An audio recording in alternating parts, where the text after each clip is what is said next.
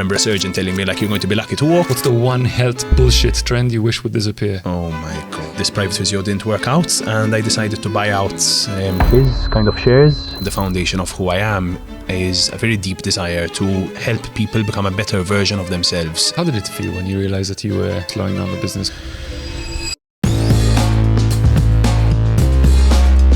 Matt, welcome to the Unbrandme Podcast. For those who are, logging in now for the very first time, the Unbrandme Podcast is the bandwagon podcast that uncovers the stories of entrepreneurs, founders, brand builders, and tries to understand and unpack their journeys and how their lives and the brands that they build cross and intertwine. At Bandwagon, as you know, we say that better people make better brands and better brands make a better world. It's really interesting how we got to know each other, and even though a lot of people introduce you as a physio or the guy who runs Rise, I really and truly see you as a real brand builder. I see you as a true entrepreneur. And I think that is a really interesting angle because, we talk a lot about imposter syndrome and people not understanding who they are and where they come from. And I really want to unpack today how you feel and where your life is going. And at a very, very young age, you've built something quite incredible. So Matt, as you know, I'm going to hit you with a very, very hard question just to get you into it. And I hope that I psyched you up with the way I attacked that, probably to veer you off every single thing that you've been planning this morning. Yeah. So Matt, the question is, if you were to introduce yourself to me without mentioning your occupation, where you're from, where you grew up, what your hobbies and passions are, and I know you have many, what your religion is, and without any superficial markers that we use in our day-to-day lives, how would you describe yourself? Thanks for starting with an easy one, Pete. You're very welcome. And big congrats on getting that intro spotless. It shows you've had a lot of practice. So first of all, a big thank you for having me here, and thank you for being a mentor to me over the last couple of years. It's incredible how much these conversations have helped. Okay, so let's attack the tough question. Cheers for the plug. I'm not going to be nice. Doesn't mean I'm going to be nice. I was hoping it would change the conversation in my direction a bit. Sorry, mate. Oh, no. Okay. The reality is, and the more I think about this, and for some reason or another, I found myself thinking about this deeply over the last couple of months and years, is I'm very much a work in progress. And the reality is I've seen myself change so much through my 10s, my 20s, my 30s, and I'm sure that evolution will continue to happen.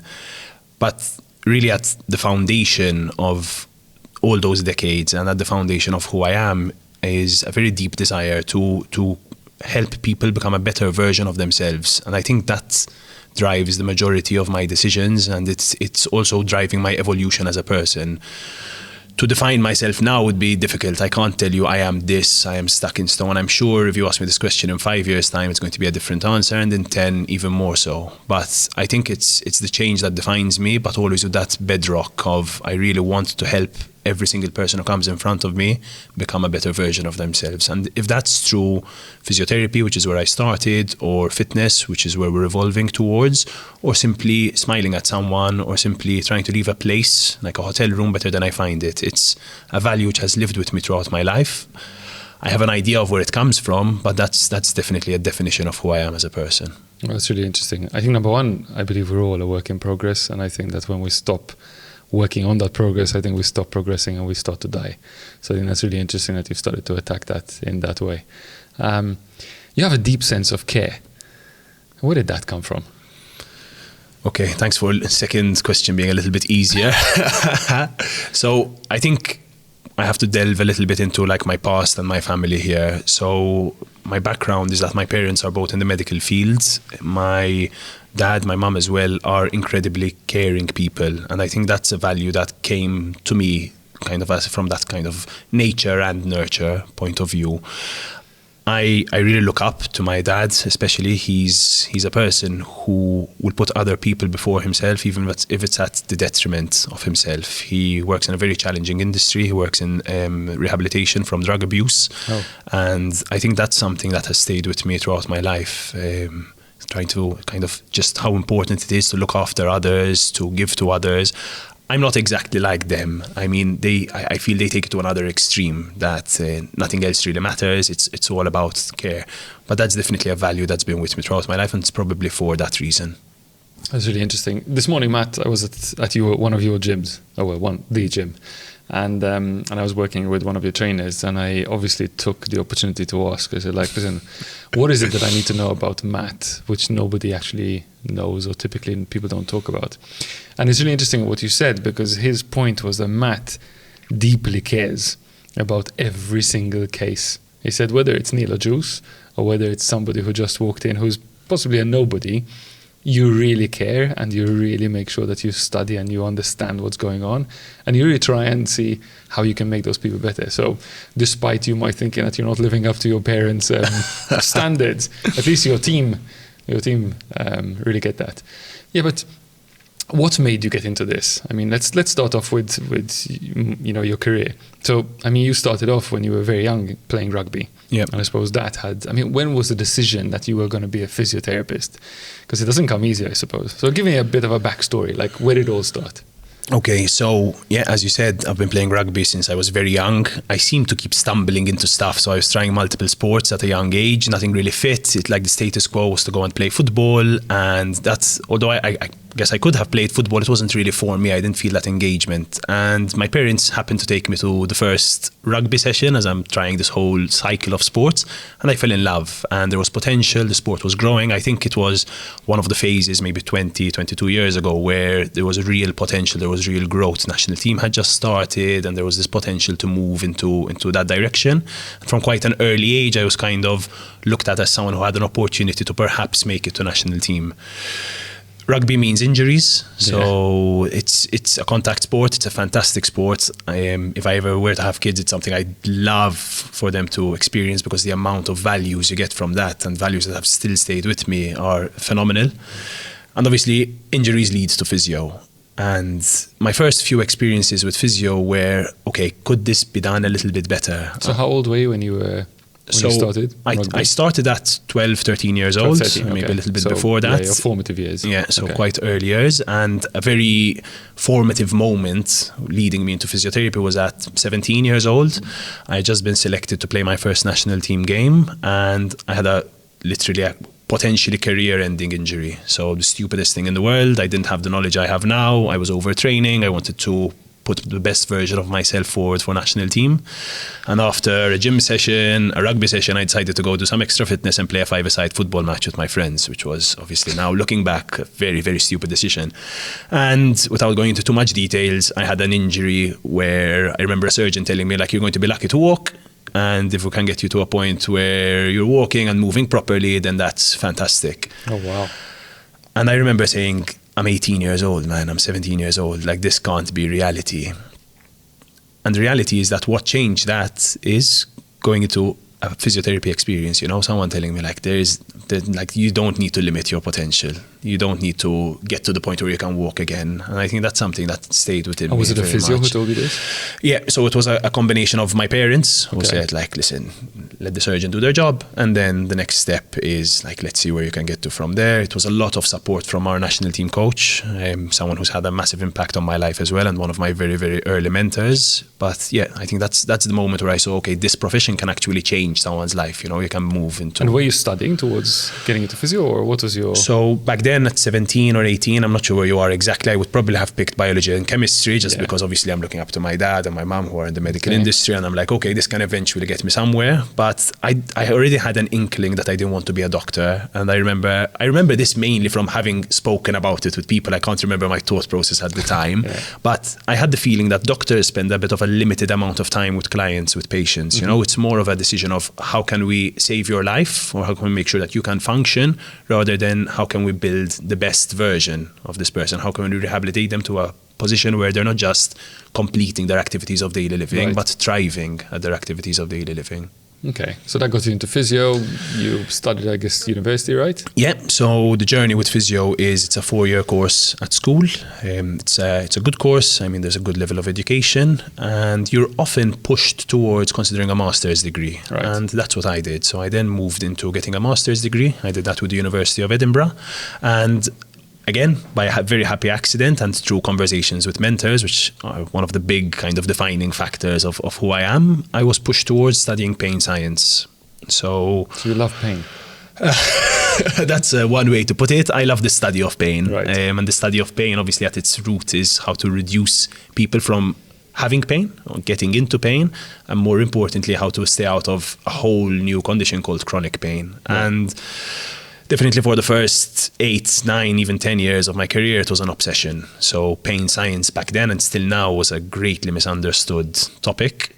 I'll give you a quick nerdy fact, but of all the emotions that we feel, pain is the only emotion or sensation that we feel that doesn't have a cortex or a region in the brain. Oh, wow. So when we feel pain, it's a neurotag. There's multiple portions of our brain being stimulated, and that just shows you the complexity of feeling pain, how when you feel pain, it's overriding. You can't think of anything else. Like the brain is literally taken over by pain. And obviously how tough it is to solve pain and the chronic pain condition, where the whole brain has rewired, neuroplasticity has happened, and things have changed. Yeah, we'll get into the pain section soon, because I think I want to see the bridge between, pain in the body, but also pain in the business side of things, and how people get blocked. But let's pause on that, and since you're the pain expert, we'll discuss it later.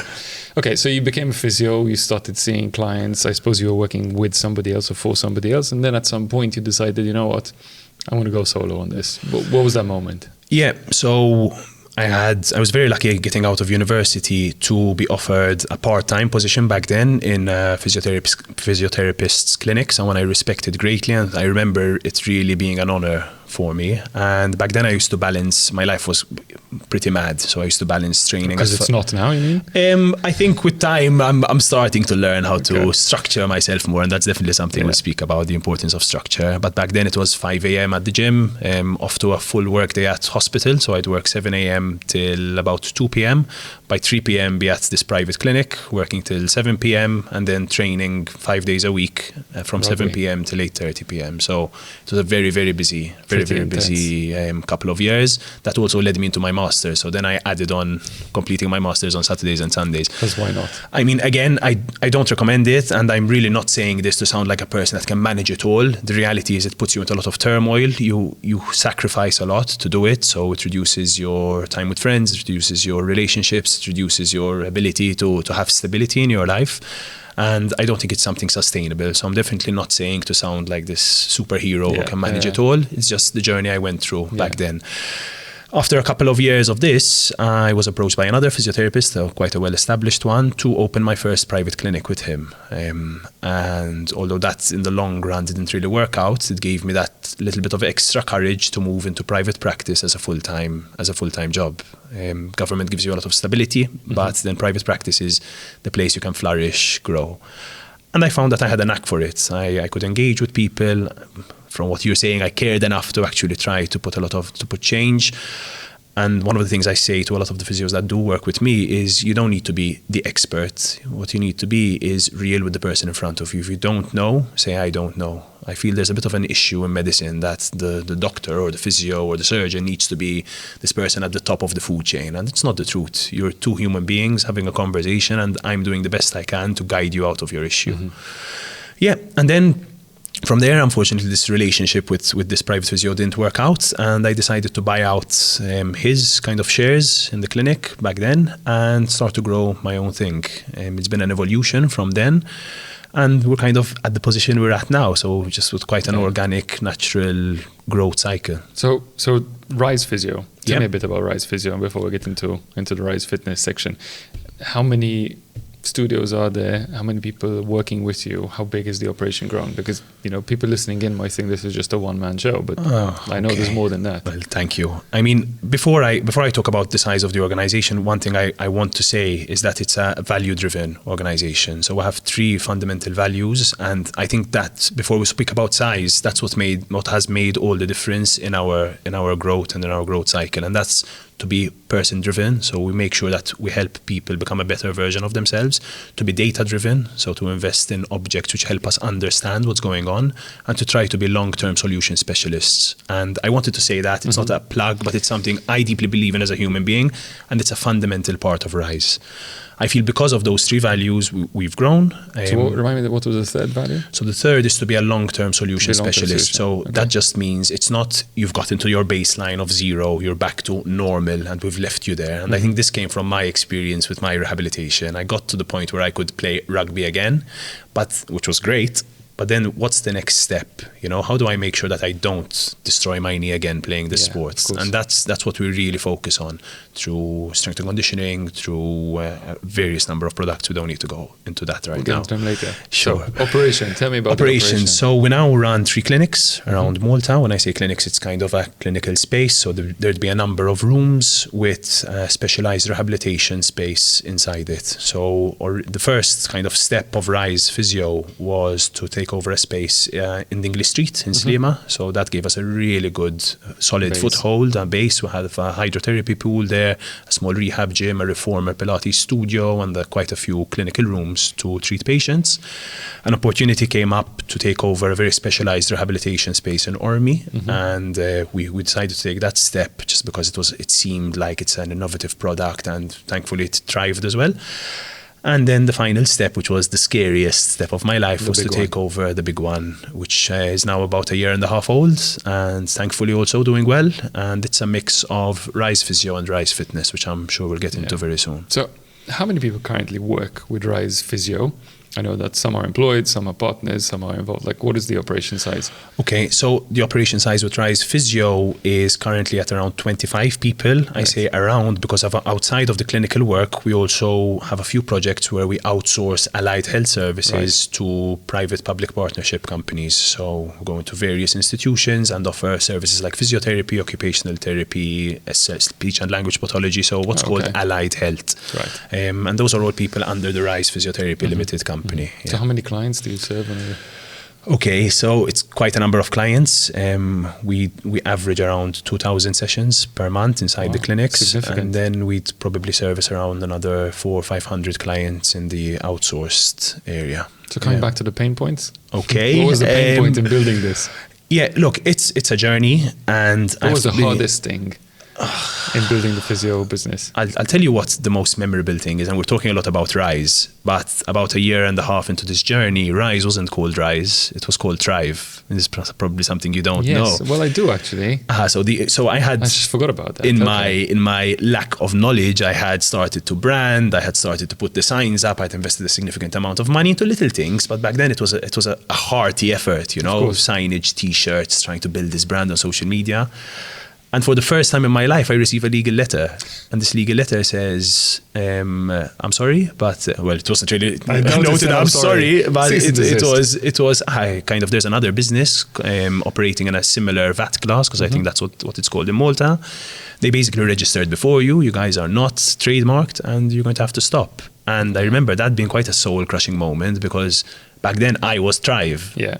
That's the definition of myself. Yeah. I mean, we had nowhere near the brand exposure that we have now, but it was in my mind a very big deal. How did it feel when you received that letter? What did it feel like inside? Genuinely soul crushing. You've put years of investment into something, and all of a sudden it's not yours anymore. And you almost feel like a bit of an imposter. Why didn't I think of this? Why didn't I think about the importance of trademarking beforehand? And you asked for a tough moment. That was maybe not the toughest, but that's the first thing that springs to mind. And I was still quite early in my journey. So how did you deal with that? So as always, I sit down and have conversations. The more time passes, I've learned to build a circle of trust. The reality is everyone has opinions, and you have to learn. Everyone's opinion is a good opinion. It's coming from a good place very often. But you have to learn who to trust for which part of your life. So I think that's been one of the big things that has changed who I am and changed my businesses. And so I sat down, had conversations, and they just put me into the perspective of, listen, this is not such a big deal. It's going to take a couple of months. It's going to be a rebrand. Take it as an opportunity rather than a negative that's going to end everything. And that's what we did. Started thinking about names, always a bit of a process. And I'm like, 1, 2, 3. And then Rise sounds a bit like an elevator company, but I think we can make it work. And that's where we are. Fantastic. I mean, Matt, this is something that I think so many people before you have struggled with these similar situations.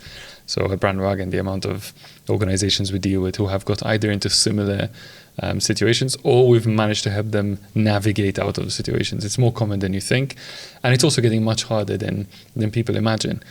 So we always say at Brandwagon that when somebody calls us and says, hey, we will have a naming project, it's a type of project we hate to win. Oh my God. Because the struggle is real.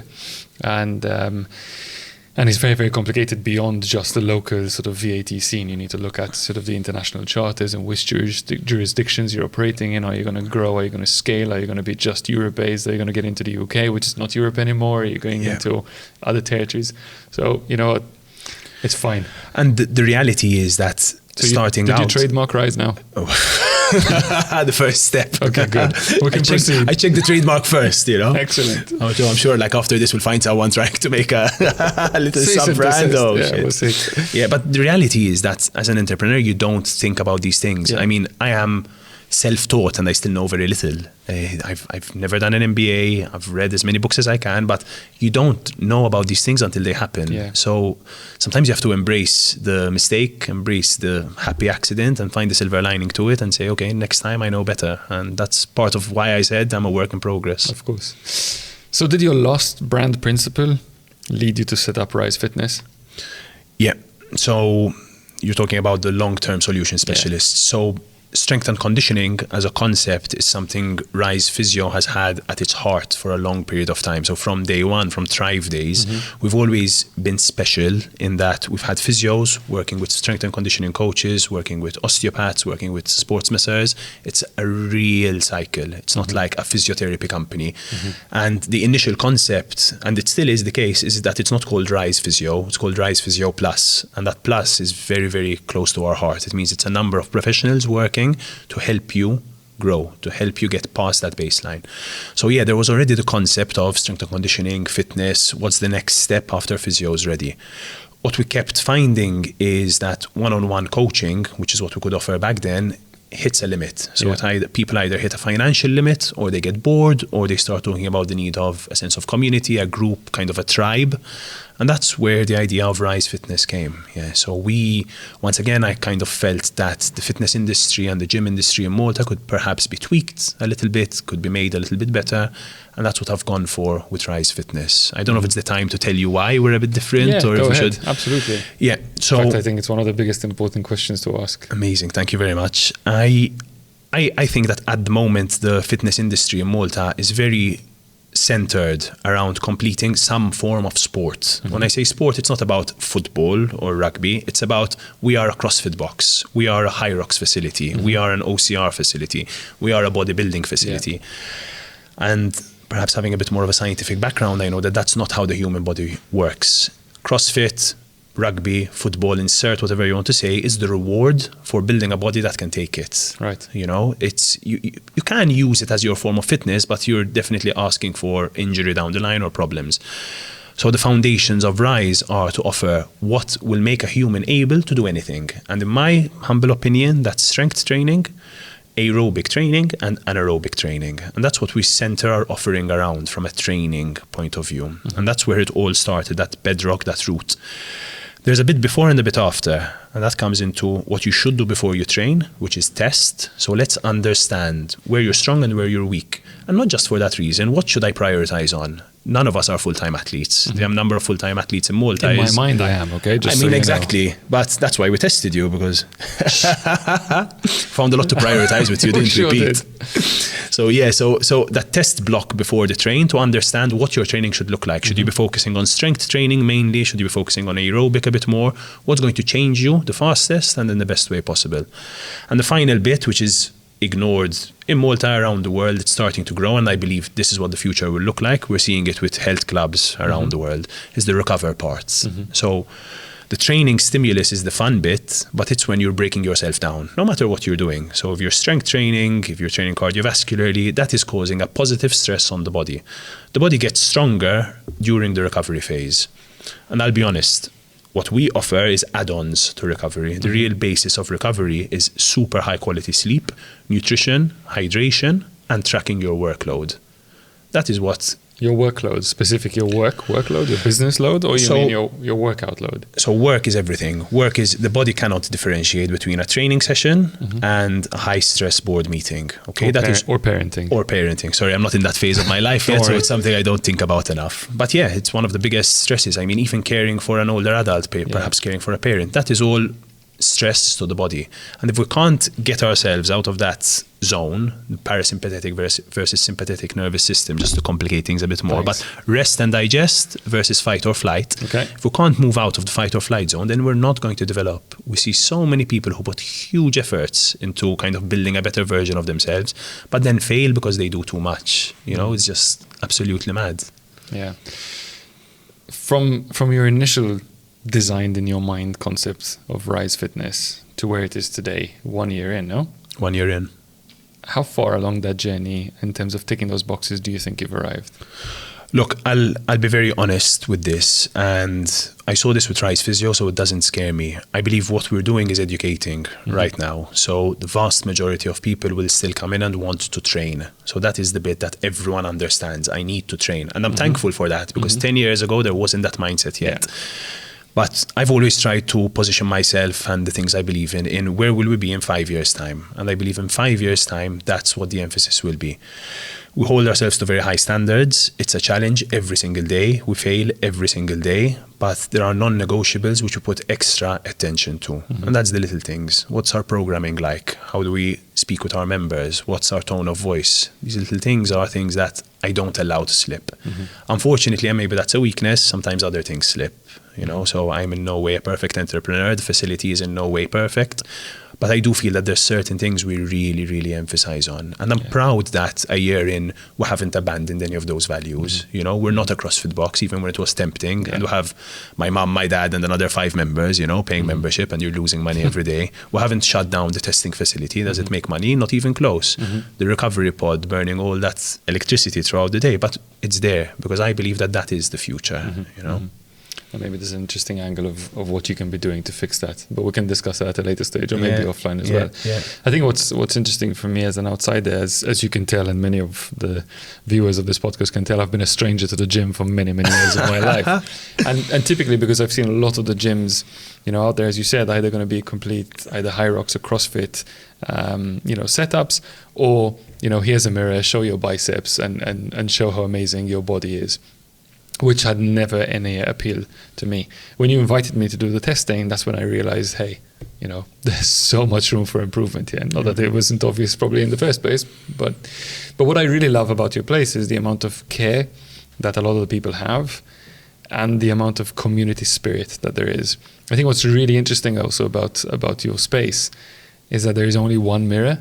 So anybody with high vanity requirements does not belong in that space. And I think that's really interesting. And that sense of community I've only seen in a couple of other you know, places in Malta. Jungle Box comes to mind, but there aren't that many spaces which have that extreme sense of community where people are really all there understanding that everybody's there for their own reasons, but it's a very similar reason and working together. So kudos to you for that. Well, I'll say thank you, but the reality is I have no idea how that happens. I don't know if it's who we are as people, so the people working there, but I've heard this community word thrown at me from the first day. I told my first mentor that I want to open a fitness facility, and the first thing everyone says is you have to look after that community. But how do you do that? You know, it's not like buying the best equipment. It's not like making sure that the coaches are well trained. So how does that happen? You know, so it's I'm starting to learn, you know, like community events really make a difference. Speaking to people in a certain way really makes a difference. Being very on it with customer service really makes a difference. It's things that keep the right people coming and don't push away others. Happy accident or things I haven't noticed yet, I'm not sure. I think you're close enough in that belief that it obviously extends from who you are, and obviously you're leading by example. Over the years, you've worked with some really interesting athletes, but of course you've probably also dealt with some really high-flying individuals from a business perspective. You've worked, I mean, one of the most notable athletes you've worked with is obviously Malta's favourite poster boy, Neil Ajus. Oh, what a man. What a man. What makes Neil different? This is a question I'm often counting reps and thinking about while he's right in front of me. It's a tough one to answer, but Neil is resilient and Neil is consistent, and they're values which I treasure and I've learned from a lot. I think the biggest difference with Neil, and he says this himself, is that he's able to wake up and do the same thing over and over and over again. I think that's the ultimate superpower you have. When I interview someone for a role at Rise, it's one of the big things I look for. What markers, what trust signals can you give me that shows me you're a consistent human being? Because people who peak and ebb are people who I feel do more damage to an organization than good. And yeah, I think that's the big one. So consistency, repetition, discipline, yeah, focus. Yeah. And does that mean that anybody could be a Nila juice? This is a very interesting question, and it's something I've spoken with him very openly about. So I was lucky enough to test Nila juice. So Tell us a bit about that experience for those who might have missed it. So basically it was the whole Nila juice experience is another happy accident. I wake up one morning and I find a DM from Neil, typical Neil fashion. Hello, I like what you're doing. Shall we meet? I'm like, yes. And from very early, so this was quite a few years ago, probably 4 or 5 years ago now, maybe just around that period of time. Back then, I didn't have the testing equipment I have now, right. But I already understood the importance of testing. And every so often, I still open that document and look at it. I'm going to answer this question with the last set of testing we did before this challenge. I opened that test and I told him, Neil, you're very fit, but you're not superhuman. You know, so there's nothing about Neil or Neil's body which is incredibly different, which makes him this superstar athlete, which is why when you asked me this question, my immediate thought was, what makes his mind different? How has he trained his mind to a position to be able to tolerate that level of pain? So yeah, that's, in my opinion, that's the big thing. And Neil is willing to learn and listen. So Neil is willing to learn from the scientific side, which is where I come in, but he also learns a lot from the spiritual side. And I had a very interesting moment this year, last year, when he was going for the year-round Gozo challenge. We were 2 boats and one on either side of him as he's swimming into the last lap into, I think it was approaching. We were just passing him Jar Harbor. Okay. And it was one boat with his spiritual mentors and one boat with his scientific mentors. And it wasn't on purpose that we split, but it just happened that at that moment where we were split up into that kind of setup. I'm like, this guy has it going well because he's willing to listen to the spiritual side, which I personally don't listen to enough, and he's willing to use the scientific side. So he has that superpower as well. So it's a bit of divine intervention and a lot of resilience and a lot of training and consistency. Yeah. But also overcoming pain. Yeah. So I said that we're going to come back to the pain point. How much of pain is actually physical? How much of pain is emotional? How much of pain is in people's minds? Okay, you've just asked the toughest question you can possibly ask about pain. And You're welcome. Thanks. You're really making my life easy today, so thanks, Pete. Happy Friday. So I'm going to talk to you academically for 1 minute because I don't really touch on the academics too much, but the reality is that pain is bio-psycho-social. So there's a biological input for pain, a reason you've cut yourself and you're in pain.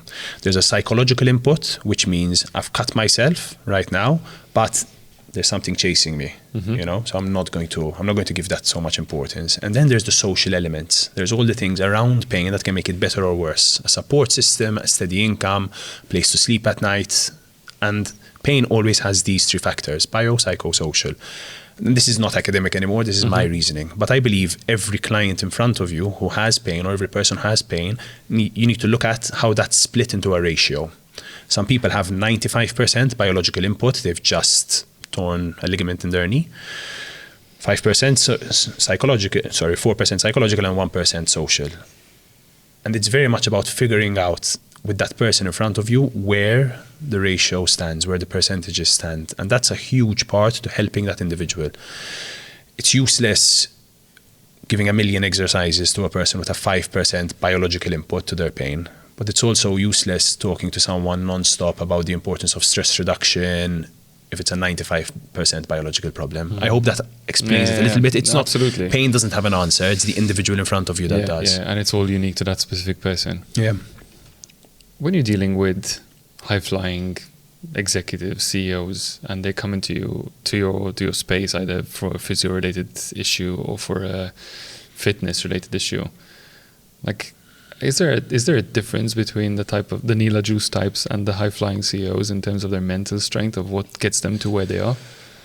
Again, I think every human being is different. You definitely see traits that are similar. So resilience, consistency, often structure, and that's something I'd love to speak about a little bit more. The people I really admire. So I am, let me speak about myself for a second and we'll touch upon this point again. As an individual, I'm a dreamer and I'm an unstructured dreamer. I think that's a family trait as well and something I've seen all my life. But in the last couple of years, as things have grown, I've learned about the importance of structure, about deciding when you're going to think about this topic and when you're going to push forward on this topic without getting distracted and touching touch point B.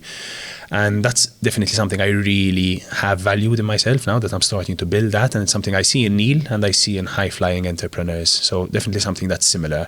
There are also a lot of differences. Neil obviously respects his body to a huge amount. There's still a lot of, well, CEOs as a type, but founders, CEOs, and people who are really obsessed about work that haven't yet realized the correlation between looking after the body and how that increases your output with the mind. They are not two separate entities. You cannot ignore your body and expect that your mind functions at its best. A statistic I tell everyone, if you're sleep deprived and if you've slept less than 4 hours, it's similar to being drunk. Your performance is similar to having had 15 half pints of beer, for example, you know. So it's incredible how important looking after that base unit is. And that's also one of my inspirations with what we do, you know. Like you talked about how better brands can build a better community, a better country. But if the base unit in that brand, if the individuals running it, if the individuals working in it haven't looked after themselves, then there's no chance they can give you a positive output. Like, don't you agree with that? 100%. I mean, I think it's the spirit of our belief at Brandwagon that you can't build a great brand, you can't build a great product out in the market unless you've built a solid organization where people have a real understanding of where they're going, why it's important, and the rules of engagement. So unless you build that tribe within an organization, there's no way you can develop a brand that's going to outlive, you know, your competitors, that you are really going to build deep relationships with your customers. And I think the way brands are built in a very similar way that you see the way, you know, people's body, mind and spirit work towards building stronger, fitter human beings. So I think that's a really interesting angle. No, totally. And touching upon this point, I'd like to throw a bit of a spanner at you, actually. So before this conversation, I mentioned in passing that I have a surprise for you. Okay. And we've touched just a little bit. We've touched upon testing and we've touched upon the importance of the base unit. And I think one of the most important things with that is to understand where you're at. And I know you have a Garmin around your wrist. Oh dear. But I decided to challenge you and get you a 1-year subscription on another tracker. No way. Yeah, that's a Whoop. I'm in no way collaborating with Whoop. It's just a product I've used since day one, and I think it's something that has given me a lot of value. So I just wanted to pass that on to you. Oh, that's amazing. Thank you so much. And I can now join a community with you and know if you're cheating on your exercises and not sleeping enough. So I'm going to be tracking you from the background as well. We'll definitely set this up as soon as it's done. Definitely. I know you've been probably really thinking intrigued about this for a while. Yeah, I've been intrigued with this for a while. So it just touches upon our concept of tracking, of testing. Really a pleasure. So yeah, something I really wanted to share with you. Thank you. Super cool. Now I'm just dying to finish this podcast. So I think it's on your wrist. Let my ADHD brain stop looking at that. I knew it would be a bit of a spanner, but yeah. I have no idea my line of questioning now. This is the first one. You tried to make me uncomfortable, so I threw it on you. Well done. 10 points for that. 10 points for that. Yeah, I was coming back to the whole point of structure. We're talking about structure. We're talking about values. We're talking about principles, and we're talking about the way people put, you know, sometimes just their business objectives in front of their physical objectives. And I want to come back to the business side of things. What's your tolerance, or rather your patience for somebody who kind of says, I can't do this, especially when you know that they probably could? Are we talking from a business perspective? From a physio perspective, or a fitness perspective. Look, like, what's your excuse when people say, I would love to train, but I don't have time? So my thought is never to come at people in an aggressive way. Yeah. And I think our role as physios is not to be the expert in the room, but to be a coach. And I think when a physio acts like a coach, you can change everything. Without adherence, without the client in front of you accepting what you're saying, you're never going to get anywhere. So step one is always buy-in. And trying to straight why they feel they don't have enough time. Look, at the back of my mind, my belief is always it's your priorities, not whether you do or do not have time. Right. I mean, you can always prioritize things. It's never going to be this even road where you train every single day. But if you can understand and you can find ways to prioritize your issue or the thing that you're currently acting upon, then you're going to find time for it. And that's the reality. I mean, you're one of the busiest people I know. You have a million things going on, and you do find the time to train, but also to relax, to have a good relationship with your family. So it's priorities at the end of the day. If it is a high-flying CEO and they tell me I don't have time to do my exercises, I don't have time to train, I have started to use the argument of there's so much science, there's so much research that if you look after your body, your output is going to be 5 times better. Just give me the chance to prove it to you. Yeah. You know? And worst case scenario, get them on Whoop. Get them up so you can track them. That's really interesting. Matt, I think what's interesting is like to ask you now from the flip side. You're very, very good at obviously prioritizing what's important for you and for your body and understanding what's good for your clients. What is the number one priority that you may be avoiding in your business right now? Wow, that you don't have time for. That's a very, very, very challenging one. What do you wish you had more time to do?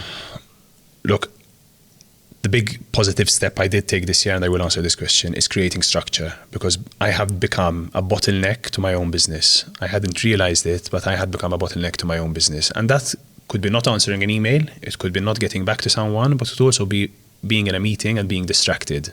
So before I say a negative, I'll say one positive that I'm happy I've started to learn, and only by standing on the shoulders of giants, like really learning from some incredible people, that structure can make such a big difference. Currently, our challenges are mundane and big at the same time. So we spoke about this morning, but we have a value at Rise Fitness that we offer people towels to shower and coffees when they arrive. It's just an added perk of being a member and something that helps people feel special. Our coffee machine doesn't stop breaking and our towels don't stop running out. You should probably get an espresso machine. Well, maybe it would be a good alternative. So yeah, so those are the mundane, but they're little things that take brain space, you're still involved in the nitty-gritty of that for some reason or another. And then there's the future focused. I believe, and this is again by having spoken with and listened to JJ Gatt speaking, and he had delivered a keynote. I was lucky enough to be there, and he said in 10 years time there'll be businesses who have integrated AI and there'll be businesses that don't exist, and that really stuck with me. So we're currently running a company-wide project on how does a physiotherapy clinic / fitness facility integrate AI? How do we make sure we're future-focused again? So the mundane, but then the big, and they both take up brain space. Of course. How did it feel when you realized that you were the pain point in the business, that you were slowing down the business because everything hinged on you? How did it feel? It's painful, because giving away little bits of your life, almost your baby, is not easy. But if you believe in growth, you need to champion other people. And I've been very lucky over the last year, but also over the last couple of years, to have brought in partners to my businesses. And that's something I would recommend to anyone. Not everyone agrees with me. My business advisors didn't agree with me at the time, but it's the best step I've ever taken, to have someone who cares about that as if it's their own. I don't think you can unlock a superpower like that. Yeah. So yeah, when you do start to realize that you've lost this client, or you've lost this contract, or you've lost whatever, or you've lost an employee, it's even bigger than losing a sale. It's the worst thing that can possibly happen. It's the biggest headache, and it actually hurts you, because whether I want to or not, I genuinely love the people that work with me. Then it really, really sucks. It really, really hurts. And you either let it get you down, or you get back up and you say, okay, next time I'm going to be a bit better. I need to build a structure around this. I need to build an operating procedure. These are all new words to me. I know you're nodding and you've been doing this for 20 years. But to me, it's like, wow.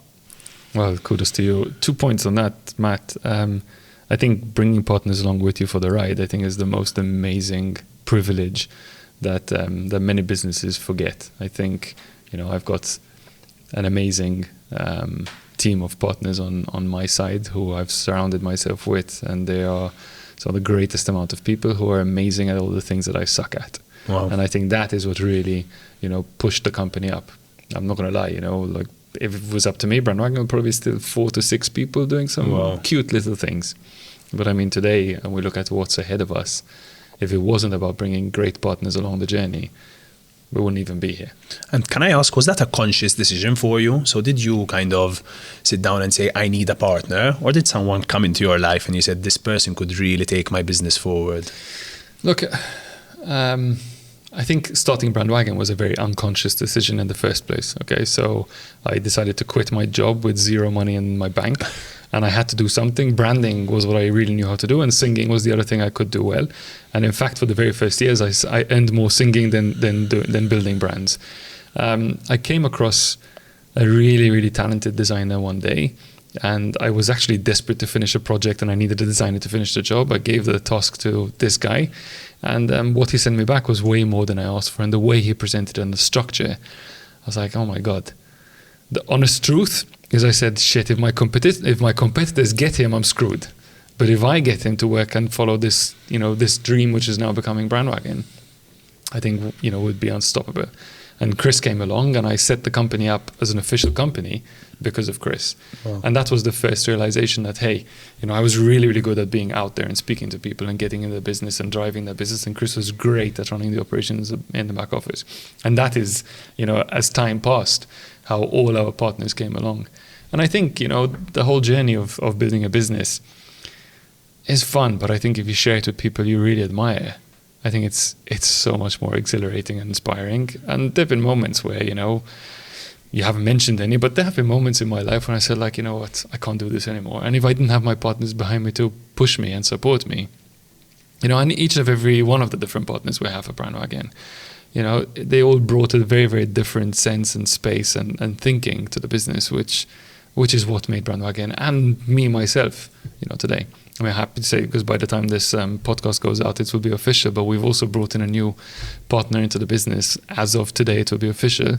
And the sense of excitement that I have, more about bringing a new partner in than just about, what's happened in the past.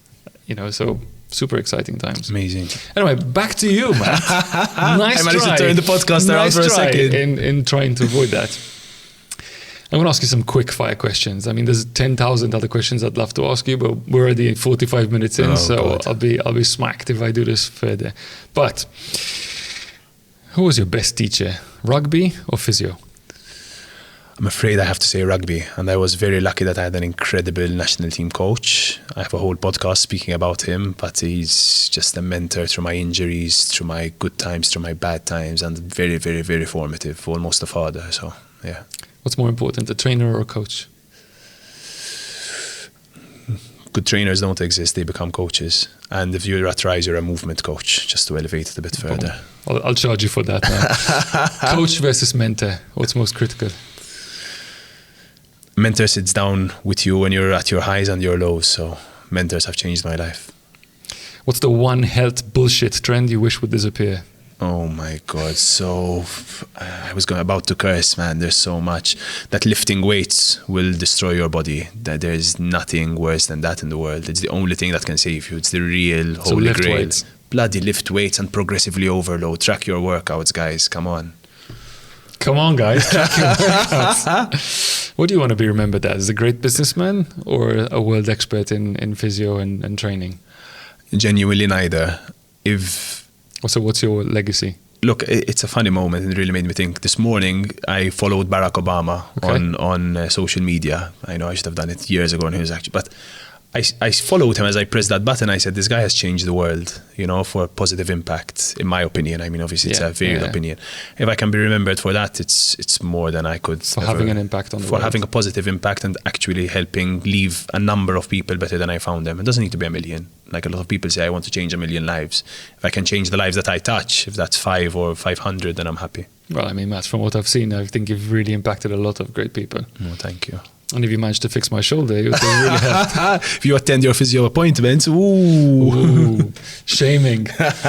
Matt, if this was, a movie about your life and you had to pick one song, which one would it be? Oh, the quintessential Peter question. So I had to think a bit about this one now. So I think it's Bohemian Rhapsody by Queen, and I'll tell you why. There's a bit of madness and then structure starting to come in, and then there's a bit of madness again. But I do have a hope that I can move a little bit more in my later years towards a Can I Kick It by Tribe Called Quest, because they're nice and chill and I am not chill. Great track. I'm worried if you're admitting that you've killed a man. I know, I heard the lyrics this morning, I was like, no! But in terms of, we just touch onto the musical angle, I think that's a really interesting, because there's so many ups and highs and lows and tempo changes and symphony and opera and just pure rock and roll. Yeah.